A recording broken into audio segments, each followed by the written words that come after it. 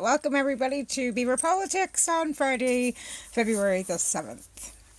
I'll be getting going here in a few minutes. I just also want to, wait for a few people to come in. I am Pixie Lee, or aka Tamarijuana. I am going to be doing some Canadian History 101 with a... Where is it? Oh yes. A purple crayon. Oh my goodness. So, share, like, and tap, right? We want to get some people in here. And share this to all your friends. And I know that I was told how to do this, and it was like, it didn't work so well for me. I know that I just got a message from Nerdy, and I can't see it unless I go out of here. Maybe I can't. No, I don't have Discord on here. Anyways, today we're doing we're going to actually just start out with a little bit of what social studies is and the curriculums and all kinds of things that go along with social science. Hello! How you doing, Nat? Welcome. Thanks for coming in. Again, I'm just kind of waiting for a few people. We're going to see if we can get some shares. But again, I would like to acknowledge that I live, love, and laugh, and work and play on Native and Tobacco Plains territory. That's the first and foremost thing I'd like to do, is acknowledgement of where I live, which is also in southeast British Columbia. But I'm also been around for a while. I'm a Gen Xer, and I actually took civics in grade 5 and remember what I was taught. Right? Thank you. Thanks for the shares. Okay, everybody, let's tap and get some people in here. Share, so we can get some, some people coming in to learn some stuff. Again, today I am going to start with some basic... I even took notes. I don't know how that's going to work. I got to get used to this, because I'm not used to having a background either. I'm going to have to sit back. Believe this is my first time doing this, so we're going to have to just kind of, roll with the punches, right, people? Right, yeah, right.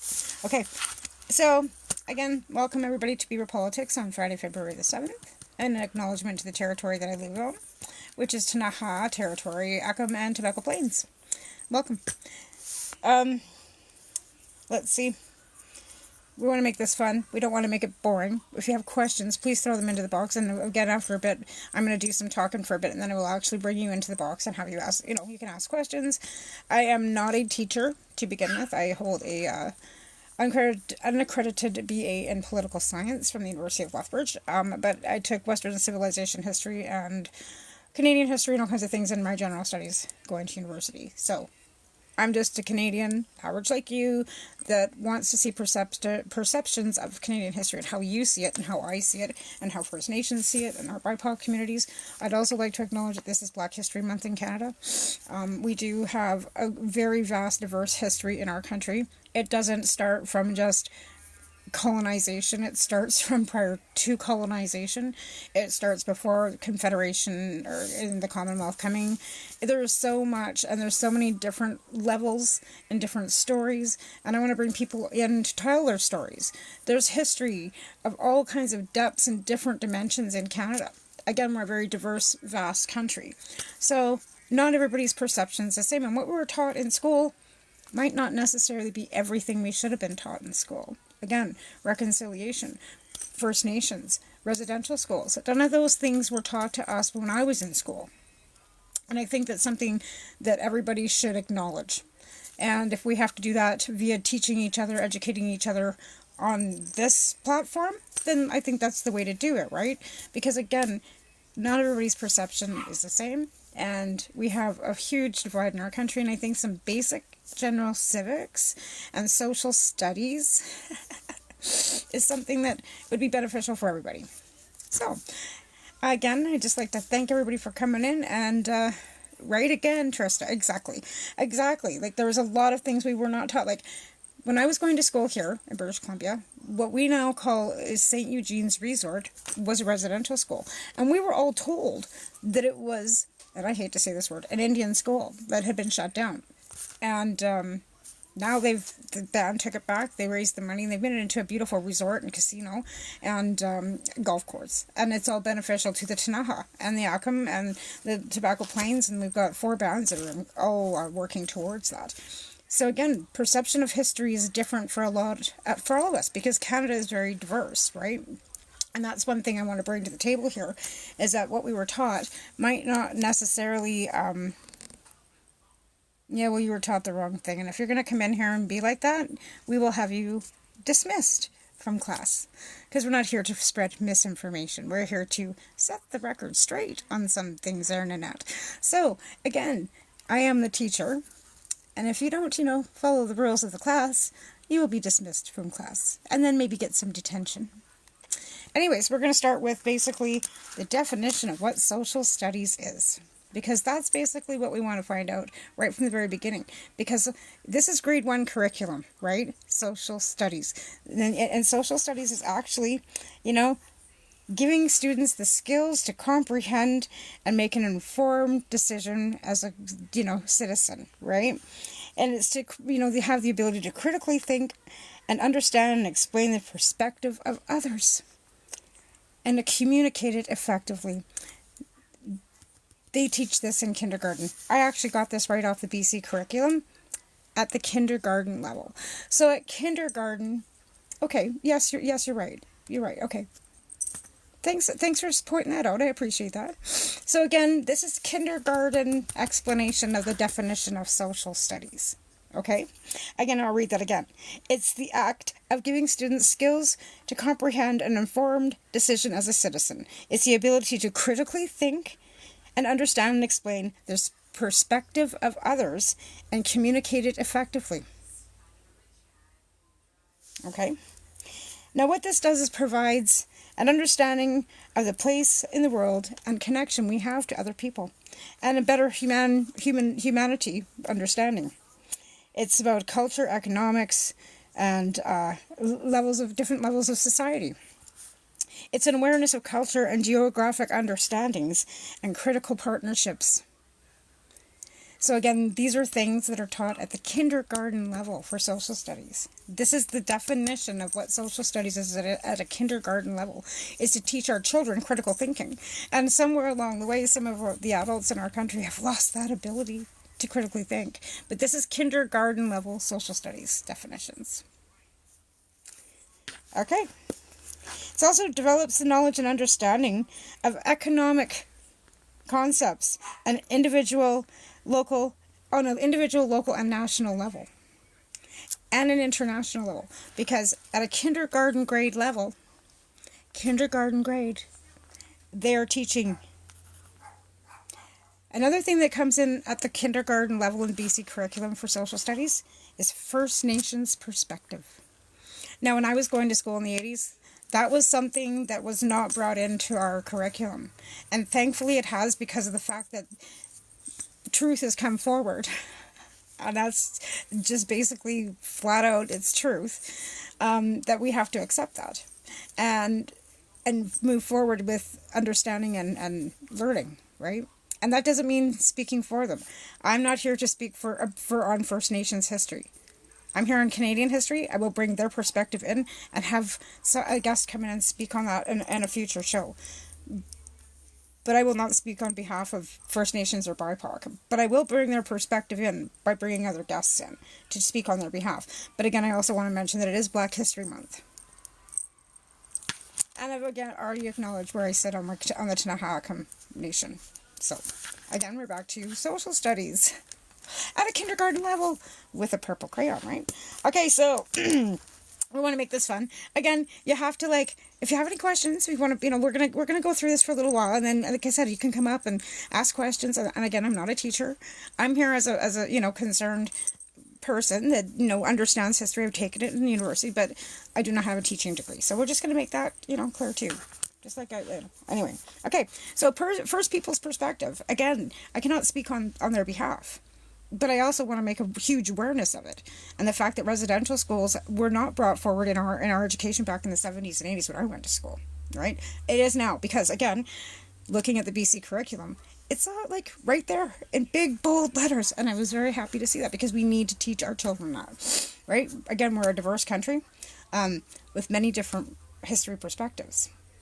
And again, today we're just going to go over basic definitions of social studies. We'll get into Canadian history and all that kind of stuff as we go forward, because this is not just one live. There's going to be several, and we need something to talk about in the future too. Okay, so in order to build an understanding and acceptance and importance of multiple perspectives in history, and in consulting, and be able to have critical question and answering and debates with our judicial levels and everything else, we need evidence-based curriculum, right? So that's why the curriculum is basically evidence-based, because of the fact that we don't want to have misinformation being spread, which it has been. But when it comes to history, we used to have encyclopedias, hard books that we just have to go and get, right? I'm happy to hear that, KK. But again, we need to bring forth that perspective too from you. So if you ever want to come on, or you can come up in the box after if you'd like to speak on your perspective. Because again, my husband's First Nations, my son is First Nations. I'm not, and I cannot speak for them either. That's just not my place, right? Again, my husband didn't go to residential schools either. Neither did his mother or his grandmother, right? What about it? Okay, so again, we're talking about kindergarten social studies, folks. And the first thing, number one, its communities are diverse and made up of individuals that have common interests, right? So that's something that they teach at a kindergarten level when it comes to social studies, about community and how our communities need to be diverse and accepting of everybody that's in them, right? Number two, we have a significance of personal and local events, people and places, right? So that's another thing that you want to do when you're building community. You want to have personal interests and stuff that all kind of align with each other, and that's where you want to go with that, right? So we want to keep on doing that. And also it's the rights and responsibilities and consequences of each individual or groups. So even when you're building groups, you have to make sure that you've got consequences. And again, this is kindergarten level social studies. This is the thing that they're teaching kids in kindergarten about how to build community and how to make sure that when you're doing it with critical thinking, understanding of diversity and acceptance. Kindergarten, folks. What happened? Purple crayon, right? Okay. So let's see. Most of the time with, in kindergarten with, what they do is they bring up simple stories. Have the kids bring in something of their heritage and, share, like show and tell, right? That way they get communication, and that way they build, relationships with others that might have the same interests or, same heritage. Again, we don't want to segregate, right? We want to make acceptance. We want to make sure that everybody, is in one circle. That's the whole point of, critical thinking and communication and cooperation. Again, kindergarten grade level. So the support of inclusion, equality, accessibility, sensitivity, diversity, and positively moving forward is what social studies is taught at a kindergarten grade level. Right? So when you get started in life, never mind what you've been taught for the first 6 years of being at home with mom or in daycare, because if your child's in daycare, they're learning these things too, right? And maybe not quite the same manner, but at a kindergarten grade level, they're taught critical thinking. What the fuck happened to all of you? Just kidding. Again, they point out that you need to speak in your local areas too, and make sure that your community is well balanced. So again, that's thinking within the box. We want to outside sometimes have to think about the box. Unfortunately, supremacist constitution divided us to the outset. Okay, but is that American or Canadian? We're not talking about American Constitution. We're talking Canadian. And our Constitution, I would have to look it up to be fair, but I don't think we have a 91/ section 24. But I'd have to go look. But again, we're not talking about Constitution level yet. We're okay, small boy. I'd have to look. But again, we're starting out at kindergarten. We'll talk about the Constitution and all those things, as we go forward. down the road. But we're going to talk about like the beginning of time. Like we're talking before. We're talking social studies at a kindergarten level, and then we're going to talk about Upper and Lower Canada, because before 1905, there was people here. Yes, absolutely. There are treaties that should be being honored. That is not disputable, and I'm not here to dispute any of that. In fact, I'd rather bring awareness to that than ignore that. And I think on a lot of levels it is being ignored, and I don't think it's being acknowledged as it should be. And that's one reason why we want to bring perspective on all levels to Canadian history, because this is Turtle Island, right? In an aspect. And there was people here long before colonization, and I acknowledge that. And that's the whole point of me doing this, is the fact that we're Canadian, but there was people here prior to, and we have to acknowledge and reconcile, right? And if we don't teach other Canadians because they were taught different things in school, like especially at my age level, like I'm going to be 55, Gen Xers were not taught any of that. It was passed over because there was no acknowledgement of it in the 70s and 80s, right? When we were going to school, we were in kindergarten, right? And that's why I'm bringing the kindergarten level to Gen X. That what they're teaching our kids, the kids in kindergarten now, has expanded, and is bringing all perspective into it, so that our children are taught critical thinking where we weren't. And to be fair, I think that's where a lot of Gen Xers' mindsets are sitting in a tunnel vision when they're not seeing the perspective of what's going on around them.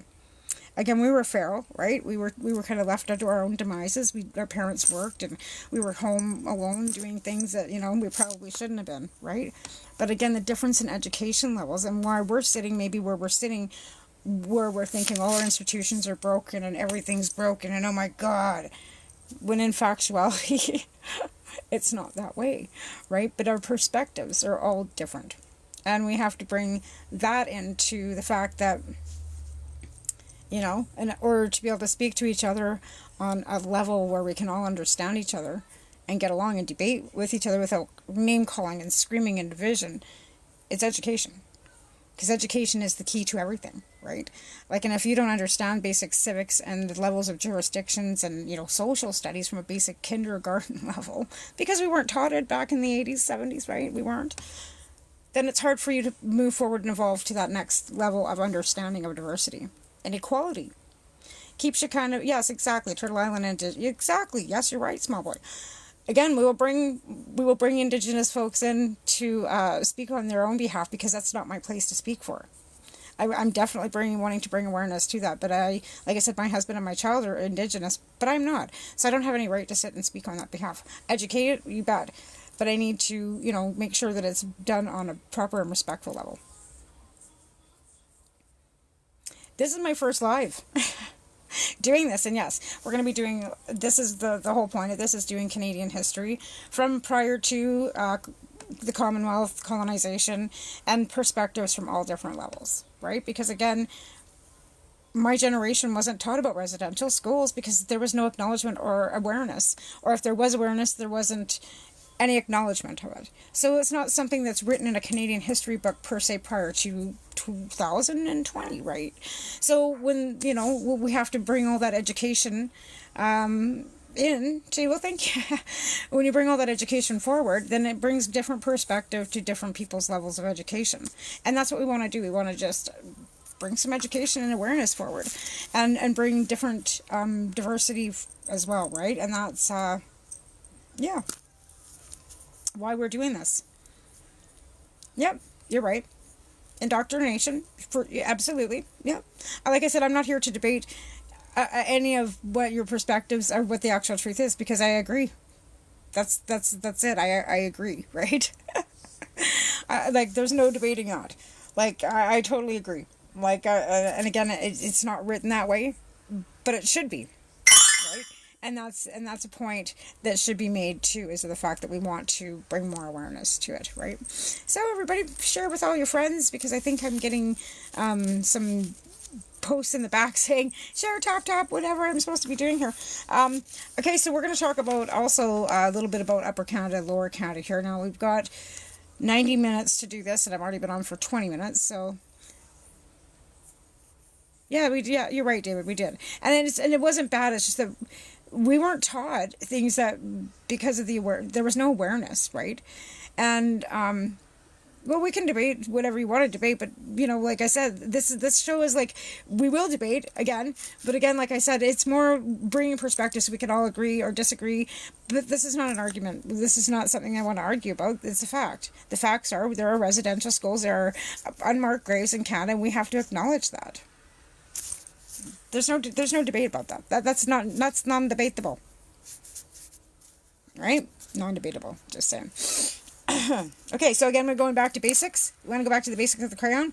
We have like definition of social studies, which is the act of giving students the skills to comprehend and be informed citizens, right? The ability to critically think and understand and explain the perspective of others and communicate it effectively. And again, this is at a kindergarten level, right? Yeah, we can all learn. This is a kindergarten level curriculum as what they teach children in school. And this is kindergarten level, right? That's the definition of social studies at a kindergarten grade level, is why they do it, why they teach social studies in school, and why we need to have social studies all the way through. So there's 3 different levels. They start them in kindergarten, then it changes up in grade 3, and then it changes up in grade 6, and so there's like the levels of what they start teaching them, and what their brain levels will actually handle. And again, I think a lot of us went to school and didn't pay attention, because some of us don't have the basic skills of what jurisdictions are, levels of municipality, provincial, overreach from federal. We'll get into all of this as we go on in this, as the lives get older. But again, this is my first live on this, and we're just getting to the basics what social studies is today. It's a critical thinking and understanding and perspective. The 3 things, right, that you need. And if you don't have those 3 perspectives on any of it because you didn't grasp it in kindergarten, you've been lost the whole time. Do you understand? Like, that's where we're getting at here. Okay, so it also provides the understanding of the world's connections to other individuals. You're right, it is subjective. Again, why we're doing this show, so that everybody can bring their perspectives in. This isn't about opinions, though. This is about fact, right? Opinions don't matter. Opinions aren't fact. And that's the whole point of it. Like, you can have an opinion all you want about things, but unless you can back it with receipts and facts. Like, when I went to school, we had a thing called an encyclopedia. We'd actually pick it up, open it, write down, and then, footnote every page and everything in it to reference what we had to do in any book report that we did. Now you got Google. Is it giving you the right information? Maybe, maybe not. But there's also this great thing called Indigenous Studies, and it's free, from the University of Alberta. It's a 12-week course. And everybody in Canada should take that, because that will give you a lot of perspective on First Nations, because it's actually taught by First Nations people, and it gives you their perspective on the whole conglomeration of when colonization started and what it was and what it was about from their perspective. But it's 12 weeks. School in Southern Alberta has an assignment in grade 12. Okay, that's not a bad thing. We should all have that. Exactly. There is perspective, but it's not here's the thing. Point of views are different, and we're all indoctrinated now. We had this discussion the other day, actually, about, there's no conquering. Nobody conquered anybody. It's stolen land. You can move on. That's right. If you're not going to behave in class, you will be dismissed. Just letting you know. You're right, residential schools had zero benefit to this country. It was detrimental to this whole country. It was not conquered. So, you can move along, mister. Anyways, we're not going to dispute with the trolls, because they want to, be misinformed. And that's okay, because they live in a facade of bullshit. No, he didn't. There was a war. It was called 1812, and I think the White House got burnt down then too.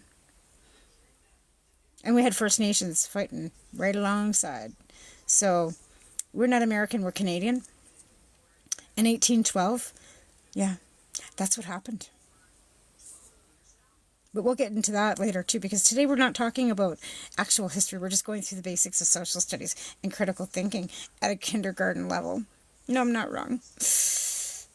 But that's okay. 1812, dude. Dig it.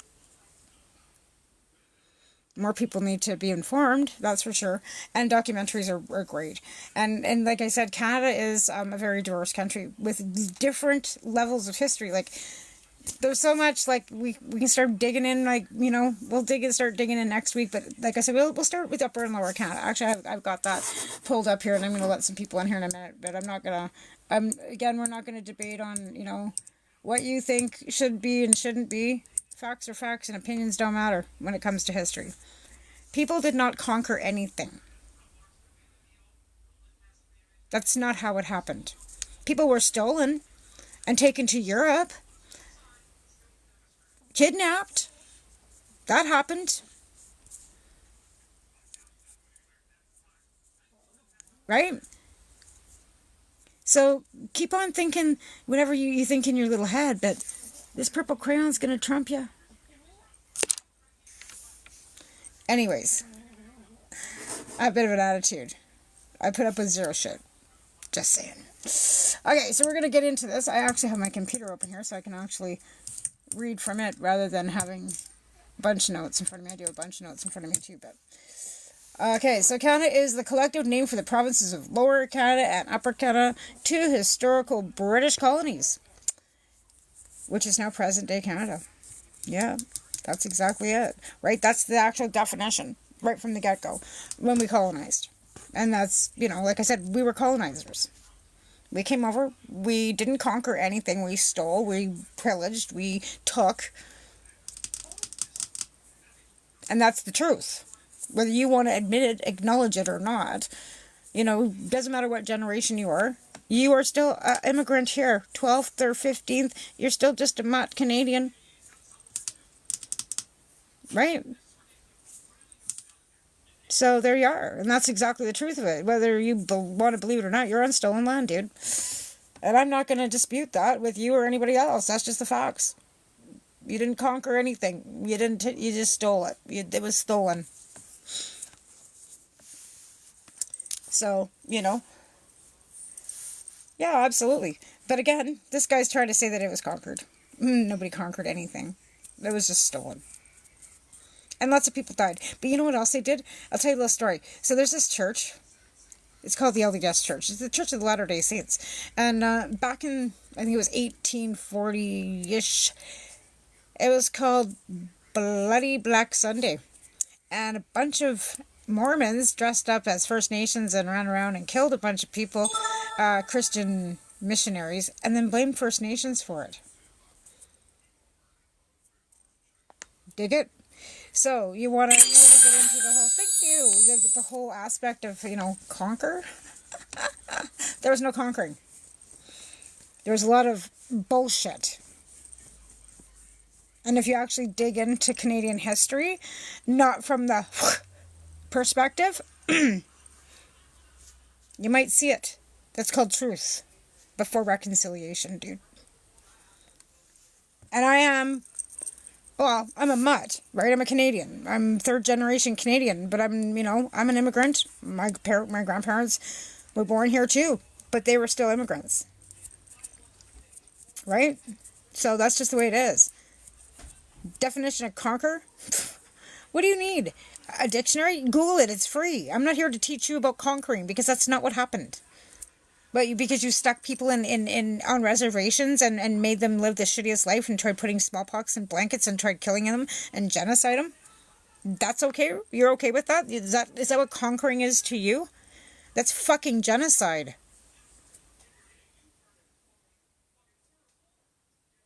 My husband is too. Nipsey. He's Cree and he's got Scottish Métis. They're from Mistawassus. No, I do not. I'm Scotch and English. I'm married to a Cree man, and I have a Cree son. And that's it. And I'm not here to talk or teach about First Nations history. I will bring people in that are First Nations that can speak for themselves. That's not my place. I'm here to speak about Canadian history and teach people about social studies and basic, like, civil like jurisdictions, and, and talk about Upper and Lower Canada and start from the very beginning. I'm not here to speak on behalf of First Nations people or BIPOC people. Again, it is Black History Month.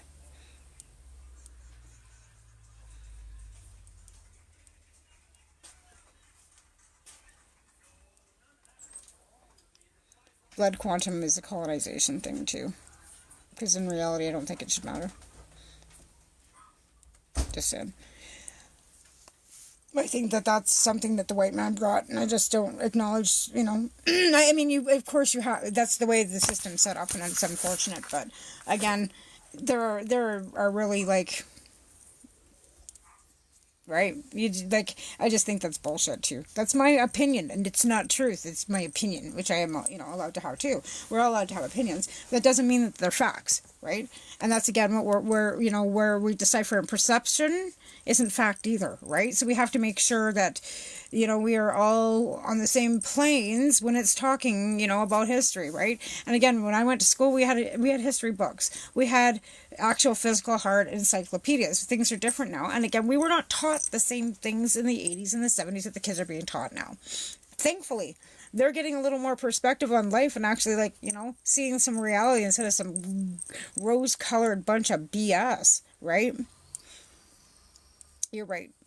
And I'm hoping that, because they do have the curriculum written in now, that First Nations have that ability to, there's Indigenous studies and First Nations perspective on all angles. So that's one thing that, I'm very happy to see going on in the schools right now, right? Because it wasn't. When I went to school, we didn't have that. And it's not, I think that's where the lack of understanding and reconciliation is always, there's that lack of acknowledgement. Of anybody that's, 40 and over, it's like, we don't acknowledge that. We weren't taught that in school. What do you mean? It's like, that can't be right. We weren't. And there's just no opening that third, like, that door for them to, like, acknowledge that. It's like, no. And it's indoctrination to what they were taught by their parents, what they were taught in school, their churches, and all these things in their ideology, right? And even like I said to somebody yesterday, you explain to me why you're a heterosexual, and then people can explain to you why they're not. I can't explain to you why I am, no more than somebody who's not can't. It's not a choice, right? This is not choosing. We don't wake up tomorrow and choose. This is something that you're born with, and people don't get that. But again, it's perception. It's not opinion, it's fact, right? So, and again,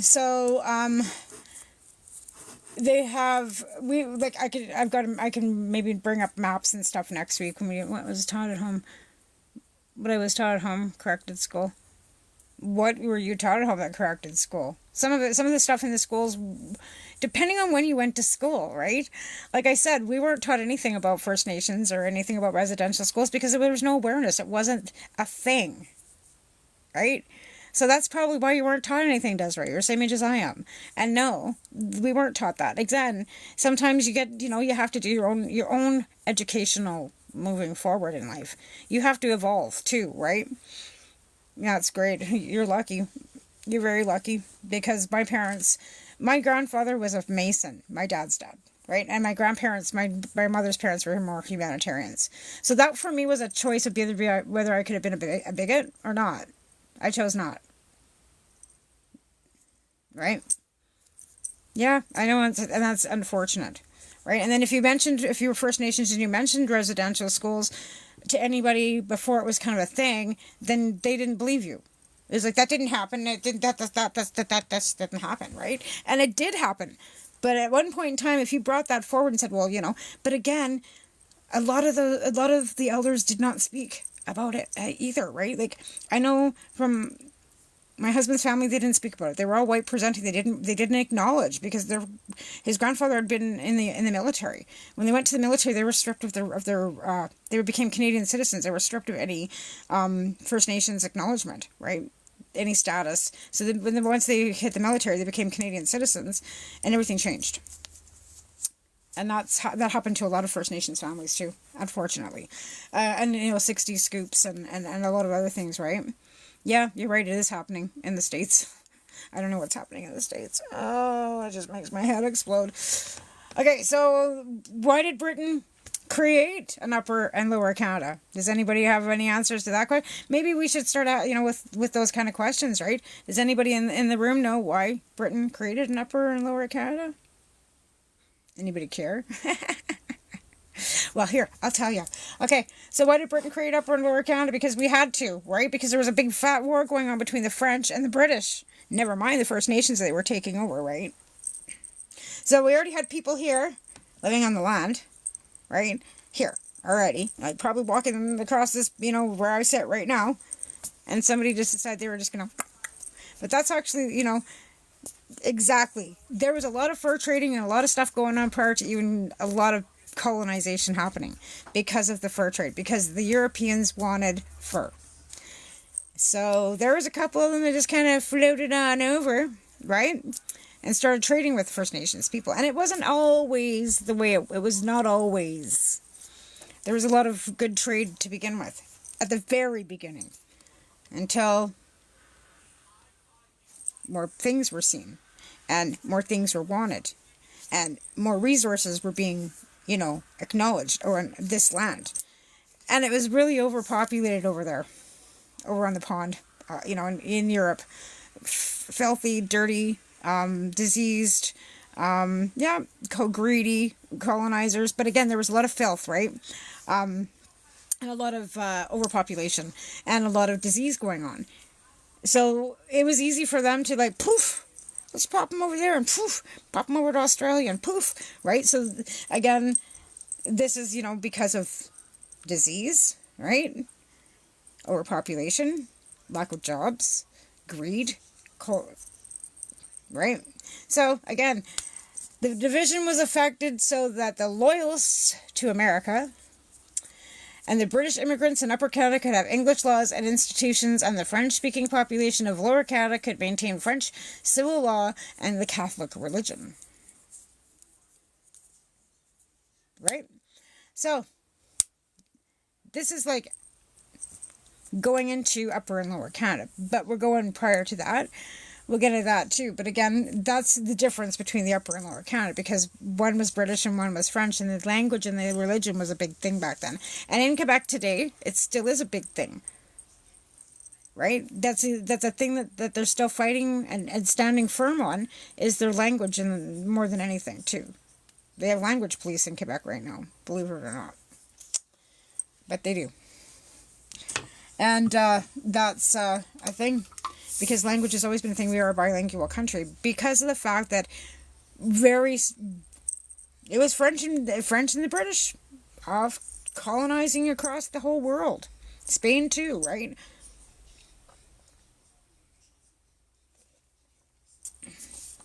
Canadian. Made, brewed in Canada. Just for, for reference. Alright, so. Here we are. With this Upper and Lower Canada was in 1791, right? And so this is well prior to 1812 and the whole, burning of them. But like I said, there's a lot of history prior to us actually even becoming a country. I kind of struggled on how far I wanted to go back, because again, a lot of it is First Nations history, and it starts with, colonization coming here up the St. Lawrence, the fur trade, a lot of steel and tin being traded, and everything being pretty well economically working well until, you had the Hudson Bay and the North Company, plopping themselves over here, right? And then you had forts popping up across the country, right? St. Lawrence, and then you had Thunder Bay, the North Bay Company, right? And yeah, exactly. So that's exactly where the breakdown was too. It was running fairly okay for a while, not but again, when people started coming over and seeing the resources they could take, and they got greedy. And they decided they were going to stay and not go home, right? Because before it was they come, take whatever they wanted, and go back, right? Nobody was really right? And then it was all of a sudden more people and more people and more people. And, you know, dollar land homesteading, right? That was something that was offered. That's how my family got here in the 1800s. For, land, because they wanted to populate. But again, when colonization started, it started like slowly. 1600s, right? Oak Island, you go back to the 1606, right? When they say the Templars or the Vikings first came over and had the rock in Nova Scotia, in Labrador, Newfoundland. Get that Newfoundland, Labrador, right? Exactly. So when you go, like, where's the stopping and ending of where Canadian history actually, book starts? Because let's face it, it absolutely starts long before we even got here. Traditionally, this land has been here long before any white man walked on it, right? Yeah, I've never played Assassin's Creed. Actually, my son does, but I don't. So again, where does the beginning and end start? And that's where the perspective comes in again too, like with the facts of that we've had colonization started 1700-ish, 1763, I think. Yeah, I actually lived. I grew up in southern Alberta, Biggerfoot. I grew up in Lethbridge. So I've been to the Buffalo Jump, and I grew up around the Blood and the Blackfoots and Pecani, and they're wonderful people, right? And there's great history all through that Treaty 6 area, Treaty 6-7, right? And it's just an absolute beautiful area with all the coolies, right? The way the coolies all whip through there. But that's a wonderful story. Maybe I could have you come up and tell it, because it's not really my story to tell. But again, I grew up in that area too, so I'm really familiar with the Buffalo Jump. Yeah, the Vikings did come to Canada. You're right, but that was probably like 1600s too, right? So again, there's so many vast different stories of which like I said, which level do you want to come on? Where do you want to start? And that's kind of like where I'm kind of working from this whole angle with Canadian history. Like, where does the beginning and end start, right? Hey there!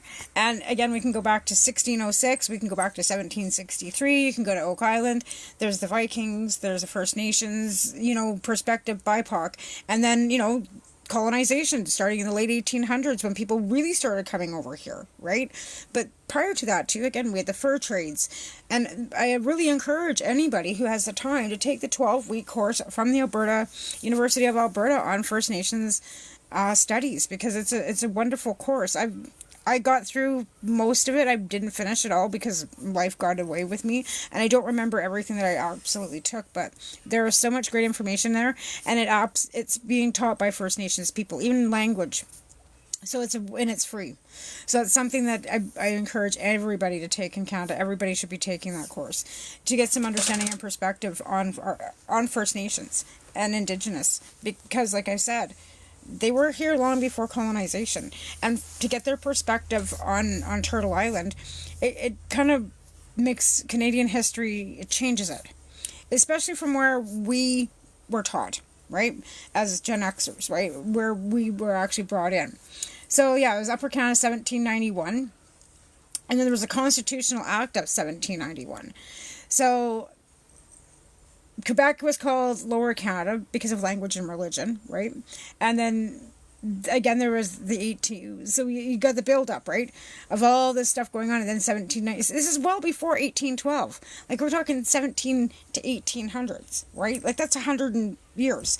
So the progression of Canada started long before even our Constitution of 1905, right?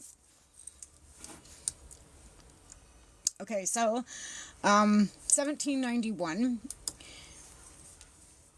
is was the Canada Act of 1791, which has divided the two colonies into Quebec, right?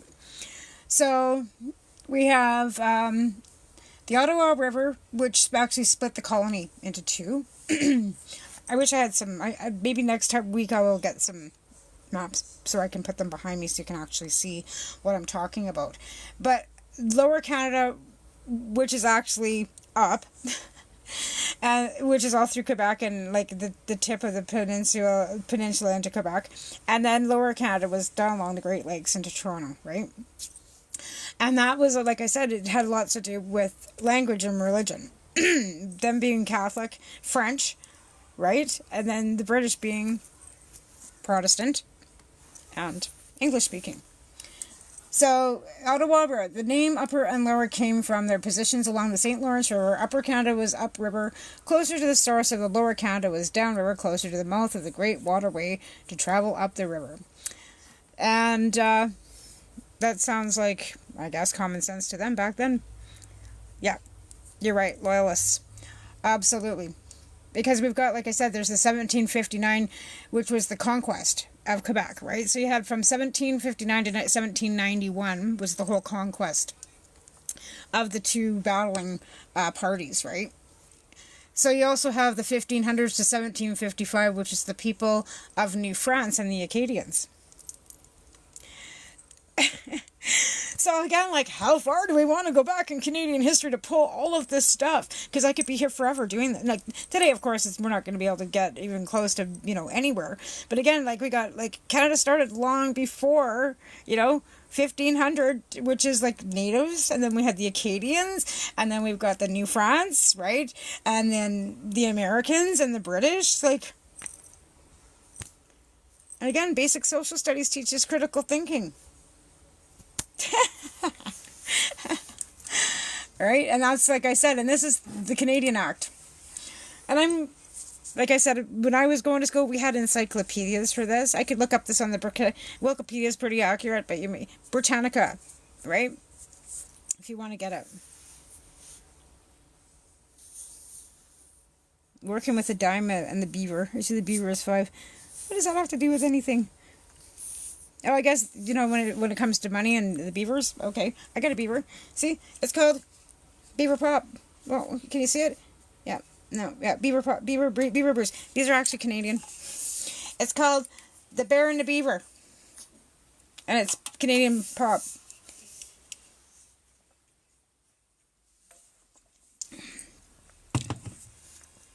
I have friends that live in New Brunswick that are Acadians, right? And they stand firm that their family was here before anybody else, and that's true too. The Acadians are a very strong people in Canada, which you want to get to the Acadians, and there's the Métis, and like so many diversities here, even long before other immigrants came to Canada, right?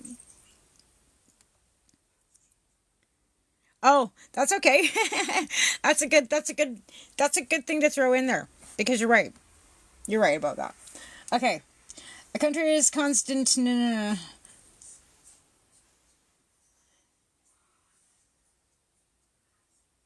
so do you know what a country means? Anybody got that one? This is not trivia by any means, but country. A country by consent. So a country is a national history of Canada, which studies the major political events that have shaped the country. Right? And it's presented in a cohesive and chronological narrative. Many of the main events are introduced by an audiovisual overview and academic learning. I'm in British Columbia, but I grew up in Alberta. Like, I left here in 81, and I grew up in, southern Alberta, in the Bible Belt of Alberta. Yes, please share and tap and live and send some gifts because the gifts aren't just for me, it's for all of us. And this is a great little group of people that have got together to teach you all kinds of lovely things about politics and civics and Canadian history, and not just me, and we've got nerdy and everybody else, and Progressive Moose and Radicals and everybody that's on this network coming forward to come and save Canada. I guess we just want to save Canada. We just want to make sure that we can get as much awareness and information out there to everybody that we can, to make it so that, anybody who's center to left leaning and anybody who's not, maybe we can bring back into some sort of cohesive understanding and reality. Really? I hadn't heard that. Really? I haven't heard that, Adriana. I haven't. I've been prepping for this all day, to be fair. I sat most of the morning and did research and took notes. Pages, pages and pages and pages and pages and pages of notes. Notes for the show. Or for this live, because I didn't want to come in here and be talking half-truths and misinformation and not know. And then I've got my computer on so I can actually go look that up. Right? You'll do what you gotta do. Everybody's gotta do what they gotta do. Choices, that's why we live in Canada, because we live in a free country. I wish more people would realize that. Okay, I know this is totally fucking off topic, and I know I shouldn't be using any profanity, I'm sorry. But this is totally off topic, but let's go check that out. Can we check that out? Turning on streaming news. Yes! Let's go check it out. I actually, I don't have any TV on either. Wouldn't that be great? Tapping is clapping. That's right. Tapping is clapping, and share. Share with all your friends, people. Please share with all your friends. Now, let's see who we got guests. Everybody's in here, and that's great. I love seeing that. That's awesome. All right. Thanks for coming. Do you support Trump? What kind of drugs are you on? Do I look like somebody who would support Trump? Somebody who wants to raise education wars. Somebody who just is dismantling the education system in the United States. Yeah, I'd support somebody that's dismantling education. And women's rights, and, yeah, that's somebody I'm going to run out and put my... I'm a Canadian, too. So, no. Somebody's threatening my country? No. Oh, no, I don't support somebody who's threatening my country. Absolutely not. That's not... No. So far, Danielle Smith has not resigned as of an hour ago. They're calling for her resignation. Whew! Wouldn't that be just... that would be the best news ever. Okay, so back to topic is... now my brain's gone. Whoop! Sorry, Mrs. Radical. My brain's gone. Danielle Smith's leaving. Yeah. Woo. Okay, tap, everybody. Let's get some gifts going for this beautiful network, Beaver Politics, so we can actually... Let's get going, because we have things to do, and we need your subscriptions too. So please subscribe, heart me, tap, share with all your friends. And I hate having to say that, but I'm doing it. Because when you see my lives, would I ever just go out? I don't do that. But for this, I'm shaming myself. I'm being shameless. Hit that button. Tap it now. Dismantling bad education. What bad education? Giving you guys some critical thinking. And again, we're not Americans. So, this is a classroom where you can be dismissed from. We're not here to listen to misinformation. This is a classroom. You can debate if you have actual receipts and actually something constructive to speak about. If you do not, the purple crayon will come in and you will be dismissed. Just saying. Because we're not here to spread lies. We're here to spread truth. Right? So, this is the purple crayon that's going to come and teach you a little bit of, because he's not dismantling education. He's dismantling any progressive and critical thinking. And he's a liar. So, opinions aren't fact. Okay? Are you in there? Again, opinions aren't fact.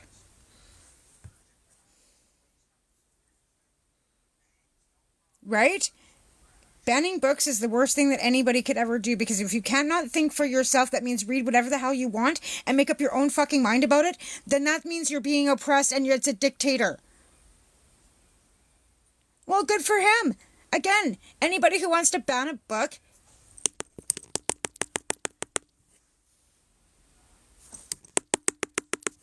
You don't ban books. You might not like what the book says. Doesn't mean that somebody else doesn't have the right to read it. Like, seriously. And there are things that you say, unless it's hate, I might not like it. But this is Canada. Again, Trump has been a gift to us because he's showing the world what fascism really looks like. What about the children? Danielle Smith took the children's rights away from them by banning all these things with transgender rights for children, meant all children. Not just transgender children. But that's what them dum-dum-dums didn't realize when they signed that little paper. Absolutely. Every book has a right to be there. Right? Everywhere. And just because you don't want to read it doesn't mean that your neighbor doesn't have the right to read it. Just saying. Right? Okay. So, the conflicts of Lower and Upper Canada probably are the same as they are right now. Difference of opinion, language, culture, and religion. Right? So nothing really changes as, things go through. They just kind of keep repeating themselves.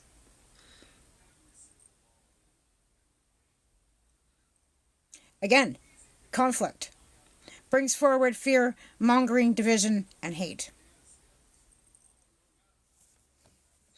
Okay, so the conflict in Lower Canada, again, was the same as it is now. Not a lot has changed. Again, too, if you go back into the 1938 era, where World War I, or World War II, between the 19s, we had what? We had a pandemic, we had a war, we had division, right? And that's it, bottom line. And you're right, facts are facts and opinions don't matter. Because everybody, like an opinion, like an asshole, everybody's got one. Doesn't mean it's, not stinky. Yeah, I said that. Right? Okay, so again, we got the 1500s to 1755, right? Which is well long before even, the 1791 Confederate or Canada Act was even written. So, let's see. Let's go back to 1663 for the New France. Again, like I said, this is going to be, you identify as an American? That sounds like a you problem. Why in the hell would you want to do that? Did you get your brain sucked out? Just saying. Just asking for a friend. Champlain, yes. Viva la Quebec, right? Because again, Quebec was actually first Canada. Whether people want to believe it or not, the French were actually here long ahead of, Oh, God. So, again, Quebec, when people say, well, it's Quebec, that's Canada. That was the first part of Canada. And they still have, a lot of very firm historical sites there. If you've ever been to Old Montreal, if you live in the West and you've never been down east, you really should get off your unicorn and go out there. Because Old Montreal, the cobblestones and all those buildings, all the buildings out east, right, have got that European brick, real old school feeling to it, right? And that's one thing I think that a lot of Western Canadians, because they've never been out east, don't understand. They just want to be misinformed. I'm Albertan. I don't care. Blah, blah, blah. Nah, nah, nah. Right? But again, if you've never been to Quebec, if you've never been out to Montreal, if you've never been past Beaver mines, you really need to. Just saying, right? So, New France. The land is known as Canada was first home to many different nations of Indigenous people with distinctly different languages and social organizations. Okay? So this is the introduction to New France, acknowledging First Nations people being here. Right? What they shared was a great ability to live with the land, and it was only by copying Indigenous ideas that the snowshoes, birch bark canoes, and pemmicans that the Europeans were able to survive the harsh winters and develop a vast fur trade that eventually spread European influence across the country. Oh, it looks like we're there. So again, New France, right? And that's the very beginning, was the fur trade. So here we are, it goes back, with the sharing and organization and ability to live with each other. Right? What happened? Greed. Anyways, first Eric the Red and Leif the Lucky brought Viking settlements to the island of Newfoundland. right? And the Cartier navigated up the St. Lawrence in 1535. So again, here we are back to the beaver. And the beaver trade and the fur, right? Hence, beavers have been always part of Canadian history. And why they're on our coins as well. Because the Europeans wanted their fur. They made beautiful hats, the felt, right? And the beaver tail wasn't actually eaten like that. The beaver tail is actually, you know, a sweet deep fried hey, beaver tail is actually a deep fried dessert type of thing, right? But again, it's all about the beaver. Like I said, I'm trying to make this kind of like not just like dry, you know, history reading a bunch of crap, because, you know, we could be here and we'd all be falling a fucking asleep, right? Because I think that's why a lot of us don't remember Canadian history and don't remember going to school and dealing with civics and all these things, because it was so boring that we all either fell asleep or we were doing acid and forgot about it. Just saying. What were you doing at grade 5? I think I was sleeping. But again, like I said, I think a lot of us like just need maybe a refresh, right? A little refresh on what actually goes on and what things are doing, all, you know, whatever, right? So a little refresh, because I know a lot of this stuff I don't remember. And I went to school. I probably slept through half of it. I think I might have did acid through some of it too. But again, in the 80s and 70s, we were not taught about residential schools. We were taught this. Like I remember about New France. I remember about the Acadians. I remember about you know, the working abilities between the First Nations and the Beavers and all that stuff. That was definitely taught to us. But residential schools and the abuse and the 60s scoops and all those weren't. That wasn't. I'll guarantee that wasn't. All right. So again, we're going back to the first and the Vikings, right, Eric, and the Leaf. So, the Cartiers navigated up the St. Lawrence, 1535. Champlain established the first permanent European settlement at the St. Lawrence in 1608. So, 1608 was the first European settlement in St. Lawrence, right? And that is now the site of Quebec City. Yes, and please stop. Thanks for coming in, Progressive Moose, and helping with that, and Miss Radical too, because we need to keep going tapping. And I think I have to reset something, but I'm not sure exactly how to do that. If somebody in the background can do that, I don't know if I can. If you guys can do that for me. But again, yeah. So we're talking 1608 was the first, you know, settlement of Quebec City. So again, the first part of Canada, where was everybody in the for the back of Alberta to hear? Quebec. Quebec. Just saying. And again, anybody that doesn't speak French, including myself, which I really actually, I regret.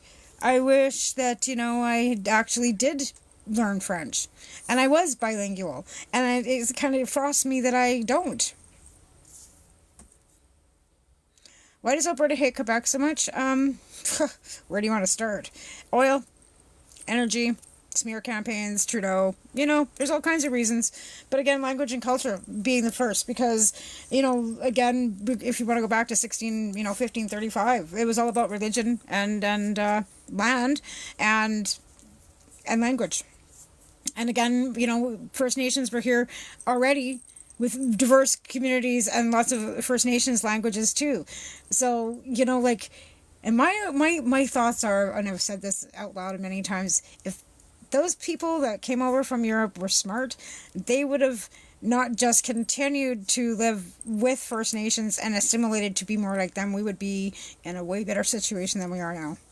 We would have been the stewards of the land too. We wouldn't be taking and taking and taking. We would have taken what we needed and then put back what we couldn't and what we didn't use, so that we'd still be prosperous and still be gaining, you know, wealth, but still not be taking and taking, right? Like, that's the way First Nations live. They take what they need and they use everything and they give back, right? But the Indigenous, exactly, but the colonizers didn't do that. They came over and took and never gave back. And I think that they should have absolutely stayed and assimilated too, and became stewards. It would have been, like I said, Canada would have been a way more peaceful place. There would have been all kinds of different things that would have been prosperous, rather than having to struggle through all the abuse that they caused. and having to reconcile that and having to deal with the truth and have to fight amongst ourselves over what you think is right and what's wrong. No, I don't think there's a property right that anybody should have. I don't think that any of them think that. I don't think that was ever a thing. They're stewards of the land that belongs to everybody, right? It's not about that. Even land back isn't about that. Land back doesn't mean that they're going to push everybody off and just take the land back, because they don't own it. And not one First Nations person will tell you that they own that land. They don't. And they do not speak that way. They just don't. That's not how they see it. Maybe you should speak to one and learn. Sit down, shut up, and learn. Might be a first thing you should do. Right? Ton of people from other provinces. Yeah. Well, Alberta, to be honest, because of the oil, brought in a lot of people because of jobs, right? So Nova Scotia, the Maritimes have always been lacking in, jobs, because it's mostly been fishing. The weather's not great out in that part of the country. To be fair, the winters are really cold and nasty. It's hard to fish in that area in the cold. So the oil brought in people from all over the country for jobs. And that's, great for the fact that, a country needs jobs to keep economic growth going. But I think that's where Alberta feels entitled, is because of the fact that they were able to offer people from across our country jobs and stability. And now they feel that they're the only province in the whole country that's been able to keep Canada stable, and that's not the facts. Because every province has a lot of things to offer, including agriculture and fisheries and industry like forestry. But again, if we keep taking and taking and taking from all these industries, we're not going to have anything left. You have to get back of not keep taking all the time. Yeah, exactly. Well, Alberta's making billions of dollars right now off that TMX pipeline that we all paid for with our taxes. Every Canadian paid for that TMX pipeline, and the only province that's benefiting from that is Alberta. Yet she's screaming about equality payments. Shut up and sit down. Again, off topic. Sorry. All right. Getting a little crampy here, sitting in the corner. So we got a few minutes left. Everybody tap. Let's see if we can get some more guests coming in, or some more whatever gifts coming in. I think I have to, do I have to reset this? I'm not even sure. It says I don't know. No. I will have to learn better about this, I guess, because I did remember, but kind of.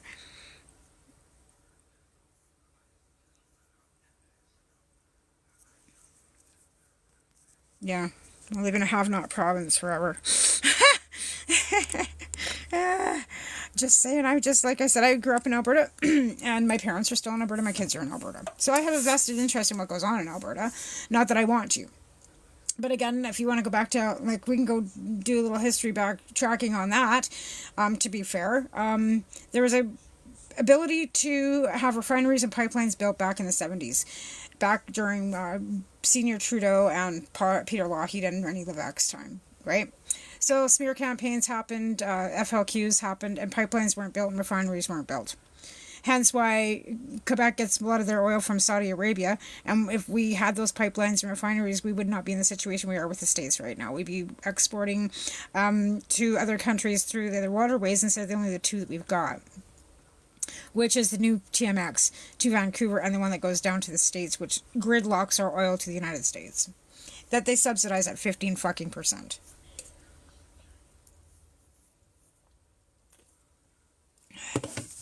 Yep, they do. You're right. Abso-fucking-lutely. Okay. Early government in the settlements was under control of the fur trade and settlement companies. Settlements were sparse based on the seigneurial system. Then in the 1663, when the Sun King Louis was young and newly ascended to the throne of France, when Molière sat there, the French upper class played his role in the pépés, and recording details of the horrible Black Plague became a reality. Right? So here we are, and that's, we're talking 1663. the first pandemic plague that hit, the Black Plague. So there's all kinds of things that have built around this country, whether it be pandemics like Spanish flus, plagues, Black Plagues. Again, that's where we're at, right? 1663, and the French were, fighting with, like, over the Pepes, or, over the Black Plague and all the discardants, right?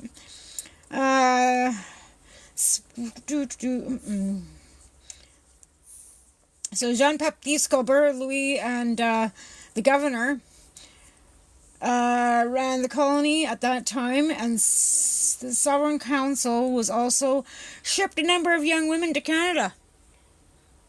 So they were shipping women to Canada for the, Jean-Baptiste and all his counselors, to make up for shortages of brides. You have a great night too, Sparkleshine. Thanks for coming in. So again, human trafficking back in the 1660s. Yeah, they did. Population growth in the colonies, right? So again, too, like when you find the Northwest Company coming and, Métis, were they actually freely, or were they taken?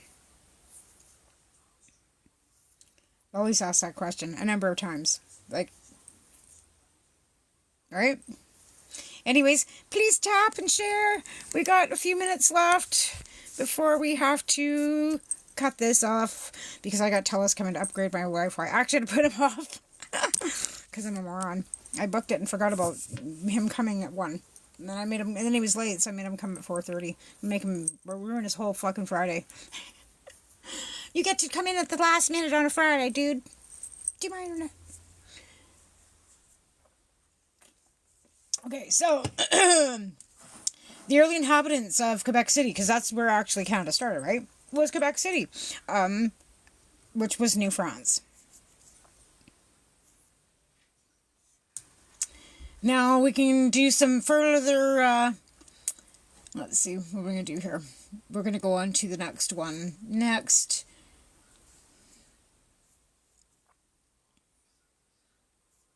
I'm just reading here because there's so much to read. And like, seriously, like, I spent 3.5 hours this morning taking notes, and I'm still, like, I did a lot of this in school too, but I mean, I just don't know every date and time off the top of my head. And I'm not going to claim to. I'm going to do a lot of reading, I'm going to do a lot of referencing off the internet, and I'm going to do a lot of Wikipediaing and expedieting, because I do not know all that stuff off the top of my head, and I'm not going to claim to. We're going to talk facts, which means if it has to come off me reading it from an encyclopedia, that's what it's going to be. Because, yeah, we're not going to just depend on my ADHD brain. That would be very, very bad. It would be very, very bad if they relied on my brain. Well, we have to be polite to talk about things that, sometimes unhinged people, and sometimes history is miscommunicated, miscued, perspectives. And again, it's okay. We're all, like, everybody's, I always say this, nothing's ever totally wrong unless it's a fat out lie. Then you're wrong. Okay, if you're lying, that's wrong, right? But everybody has different perspectives, and not everything's wrong. Everybody thinks and does things a little differently. Or completely left out, yes. But again, there's a difference between disinformation and misinformation. Disinformation means you absolutely know it's wrong, and you're spreading it anyway. Misinformation could be misguided and not actually perceived right. Again, critical thinking is something that has been lacking in people for cognitive understanding, perspective, perception, indoctrination, brainwashing. I don't know. But there's so many things that are going on that's history repeating itself. And I've often said that there's not people that are alive that are 150 years old that can actually say to us, stop it! We already been through this. Right? Again, we're doing it again. And we're doing it again, and we're doing it again, and nobody's stopping it. So we have to speak up and stop it. So again, with a purple crayon. Right? Especially now. Again, disinformation is something that is spread maliciously. Misinformation can be misconstrued and sometimes not. What about that? Is there a problem with that? You got a problem with that, Adam? See, people are people no matter what. Your culture is, your religion is, or whatever. So if you have a problem with that, that's a you problem, not a me problem. That's a you problem. No, I'm not Americanized. I'm a Canadian. I don't want to be an American. Thanks. I'm good just the way I am. And if you have a problem with that, then that's again a you problem. Only you can control the way you react to things and the way you act. And if you act like a jackass, we're going to out you. Just the way it is. Just be nice. It's not hard to be kind. It's not hard to look at somebody else and say, hey, I wonder what their life's like, and, like critically thinking. No, I didn't Americanize myself. How could I have Americanized myself when I'm a fucking Canadian? He doesn't know how to be nice because he's a bot. He's a con bot. He's probably in Polio's back pocket with his... Anyway. What's color? What is color? What do you mean? The crayon? It's purple. That's a color. I got several of them. Let's see. That flavor... that shade, there's that shade, there's this shade, that shade. Which shade of purple would you like? What are you talking about, color?